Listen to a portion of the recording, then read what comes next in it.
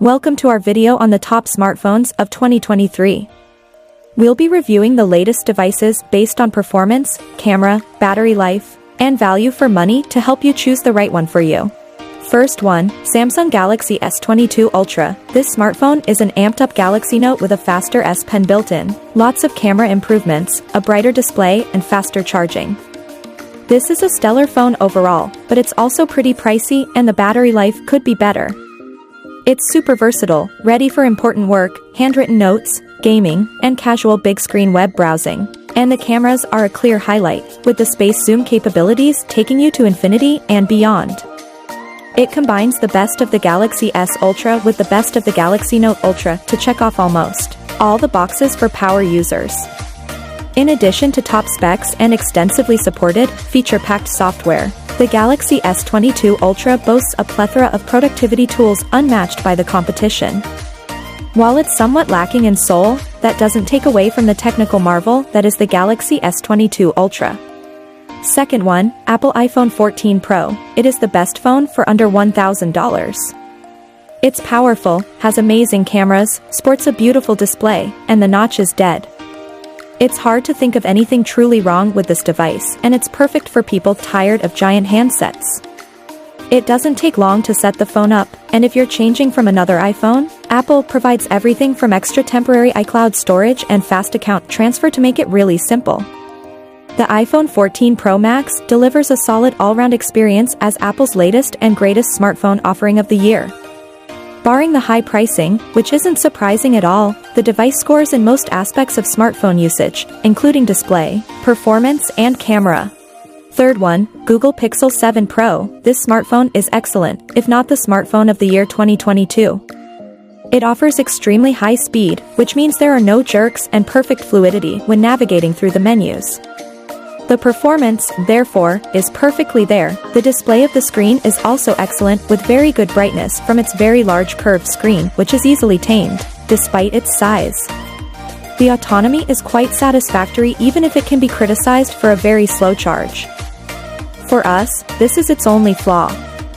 We appreciate its waterproof character, worthy of its rank, and what about the photos it produces, surpassing the results we have been able to obtain from other smartphones.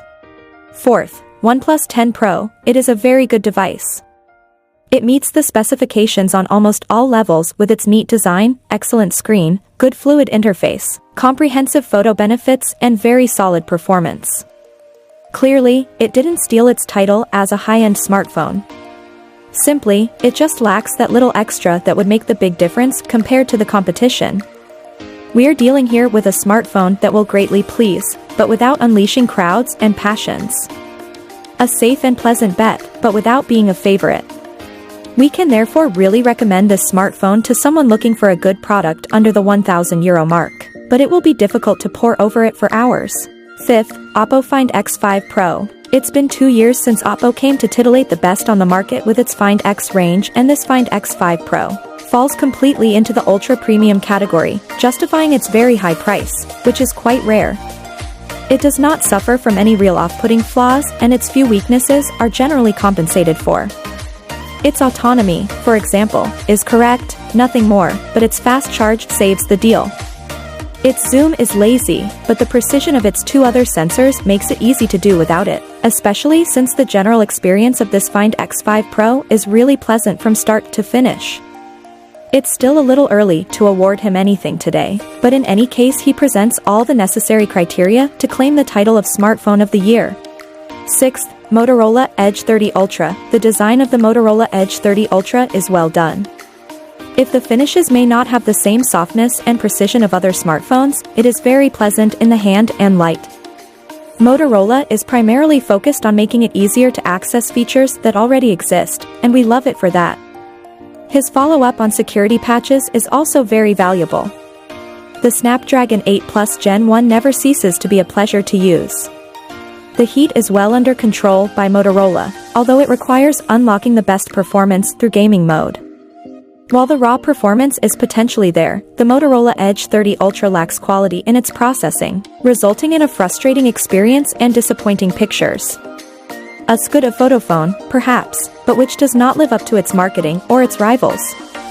In the end, here is a premium smartphone that does not demerit in the least, but which perhaps comes out of the oven of its developers a little too soon. 7th, Sony Xperia 1 IV. Sony is back for a new batch of high-end phones after the Xperia 1 III with a very attractive proposal. The Sony Xperia 1 IV, the first phone to integrate a real optical zoom. So its 21:9 format and 4K screen allow it to stand out. You can actually enjoy a great cinema experience and a more or less decent screen.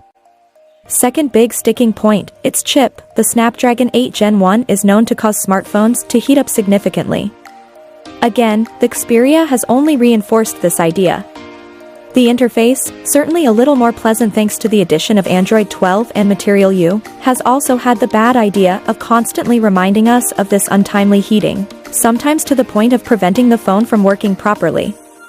Combined with the phone's fairly average battery life and barely average charging, there really isn't much that saves the Sony Xperia 1 IV. 8th, Apple iPhone 13 mini. It is an iPhone 13. But mini. With all the pros and cons that entails. Compared to the previous mini, however, this version manages to erase one of the main flaws of small smartphones. It offers viable autonomy. On the advantage side compared to the normal iPhone 13, we can mention the comfort of use and portability. As for the disadvantages, they are also quite classic. We benefit less from multimedia content. However, two problems could have been avoided: the uncomfortable notch on certain video formats 18:9, and above all, the interface sometimes takes up slightly too much space on the screen.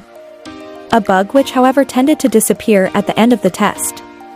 On arrival, the iPhone 13 mini is above all a smartphone for technology enthusiasts, with an extremely powerful chip, a great screen and a thunderous interface, but which are not aimed nor have an ultra-use intense from their smartphone. 9th, Google Pixel 6a, at less than €500. The Google Pixel 6a is the smartphone to recommend on two criteria: photo quality and software experience. For the first point, this device particularly impresses with its portrait mode and night vision. Everything is not perfect. The ultra-wide angle, for example, still has a good margin for improvement, but it is a clear success in this price bracket. We do not feel a lack vis-a-vis the main sensor, whose definition is only 12.2 mpx. The algorithms compensate without worry. Added to this, therefore, is an interface that is up-to-date, neat, pleasant to use, intelligent and equipped with interesting customizations via Material U. It is therefore with full knowledge of the facts that we must apprehend this Pixel 6a. Excellent in photography and software. Frankly critical on the refresh rate and the recharge. For the rest, the phone offers satisfaction on the content design, which is very practical for small hands. 10th, Motorola G82. This smartphone is a really solid mid-range phone, although it doesn't elicit much joy on the design side. It looks a bit generic and is a bit difficult to use at times. If you can get past it, or are used to larger phones anyway, you'll find a spec list that packs some pretty solid punches. The cameras are extremely decent, while the display is what you'd frankly expect to see on a much fancier phone. Together they form a very good package, which is pleasant to use and has some notable advantages. Thank you for watching, and we hope you found this video helpful in your search for the perfect smartphone. If you have any questions or comments, please don't hesitate to reach out.